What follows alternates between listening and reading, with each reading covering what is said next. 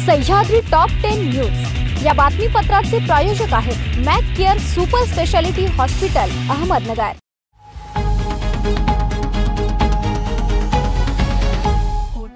नमस्कार, मी पूनम न्यूज 24 सह्याद्रीमध्ये आपलं स्वागत। पाहूयात अहमदनगर जिल्ह्यातील महत्त्वपूर्ण बातम्यांचा आढावा सह्याद्री टॉप 10 न्यूज मध्ये।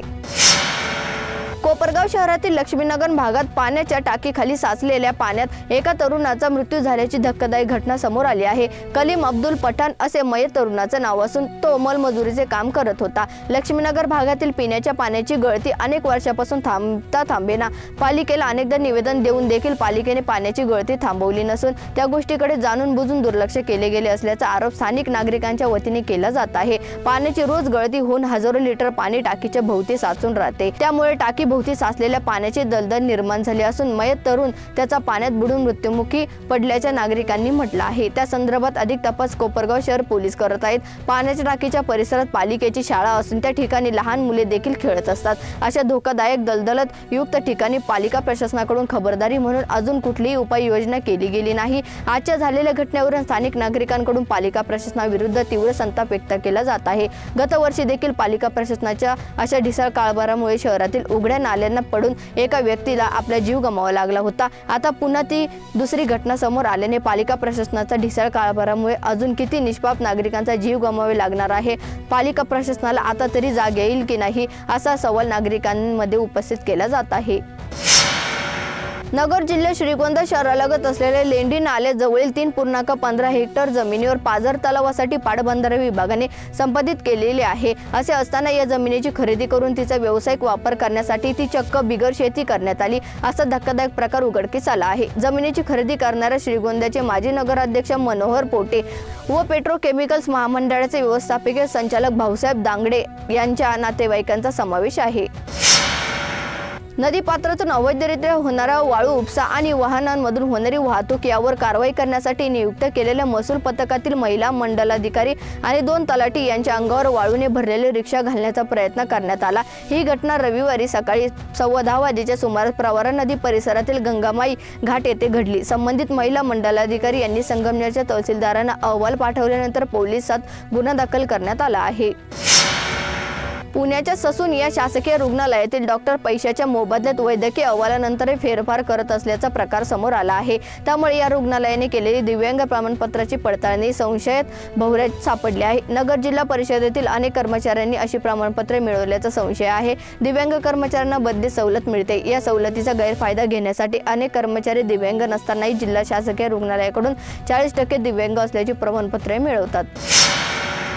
पोलिसांनी कर्जत तालुक्यातील राशीन येथे कत्तलखान्यावर छापा टाकून 710 किलो गोवंश जातीचे मांस जप्त करत कत्तलीसाठी मोकळ्या जागेत आणि वाहनात डांबून ठेवलेल्या तब्बल 57 जनावरांची सुटका केली आहे। या घटनेतील आरोपी फरार झाले असून या कारवाईत एकूण 13,11,000 रुपयांचा मुद्देमाल जप्त करण्यात आला आहे। मंगळवारी पहाटे ही कारवाई करण्यात आली। मंगळवारी पहाटे 3 वाजता राशीन येथे कुरेशी मोहल्ल्यात गोवंश जातीच्या जनावरांची कत्तल होत असून याच ठिकाणी काही जनावरे कत्तलीच्या उद्देशाने डांबून ठेवण्यात आल्याची माहिती पोलिसांना मिळाली होती। सह्याद्री टॉप 10 न्यूज मध्ये घेऊ एक छोटीशी विश्रांती। इलेक्ट्रॉनिक क्षेत्रातील अहमदनगर जिल्ह्यातील विश्वसनीय नाव राम एजन्सी। नगर जिल्ह्यातील सर्वात मोठे सॅमसंग शोरूम राम एजन्सी। 155 पेक्षा अधिक प्रोडक्ट्स, भरघोस डिस्काउंट, आकर्षक किंमत, सर्वोत्कृष्ट सर्व्हिस, फायनान्स सुविधा, कॅशबॅक ऑफर, 28 पेक्षा अधिक जगतविख्यात ब्रँड्स येथे उपलब्ध। प्रत्येक उन्हाळ्यातील भरवशाचे सोबती refrigerator, air conditioner, cooler, washing machine यांसारखी दर्जेदार उत्पादनं फक्त राम एजन्सीज मध्ये। HDFC, बजाज फायनान्स, TVS यांसारख्या कंपन्यांची फायनान्स सुविधा उपलब्ध। Ram agency, Savedi, Navi Peth, market yard, Ahmednagar. विश्रांतीनंतर तुमचे पुन्हा एकदा स्वागत। पाहूयात पुढील बातमी। संगमनेर तालुक्यात मागील 10 वर्षात झालेल्या माती मिश्रित वाळू लिलावाची स्वतंत्र यंत्रणेमार्फत चौकशी करावी, तसेच सध्या सुरू असलेल्या अवैध खाण क्रशर आणि खाण पट्टे व्यवसाय बंद करावेत अशी मागणी संगमनेर तालुक्यातील शिष्टमंडळाने महसूल मंत्री राधाकृष्ण विखे पाटील आणि जिल्हाधिकारी सिद्धाराम सालीमठ यांच्याकडे निवेदनाद्वारे केली आहे। संगमनेर तालुक्यातील निमोन, तळेगाव, कवठे, कळमेश्वर येथील ग्रामस्थ आणि शेतकऱ्यांनी जिल्हाधिकारी यांची भेट घेऊन याबाबतचे निवेदन दिले आहे। श्रीरामपूर MIDC परिसरात बनावट गुटखा तयार करणाऱ्या कारखान्यावर नगरच्या स्थानिक गुन्हे शाखेच्या पथकाने छापा टाकून 22,15,756 रुपयांचा मुद्देमाल जप्त केला आहे। या प्रकरणी श्रीरामपूर शहर पोलीस ठाण्यात गुन्हा दाखल करण्यात आला असून 3 आरोपींना पोलिसांनी ताब्यात घेतले होते। चौघे पसार झाले आहेत। विमल पान मसाला नावाने बनावट गुटखा या ठिकाणी तयार केला जात होता। सुनील महादेव जगदाळे, कार्तिक किशोर जयकवाडे, सचिन भैरवनाथ नवले अशी पोलिसांनी ताब्यात घेतलेल्या आरोपींची नावे आहेत।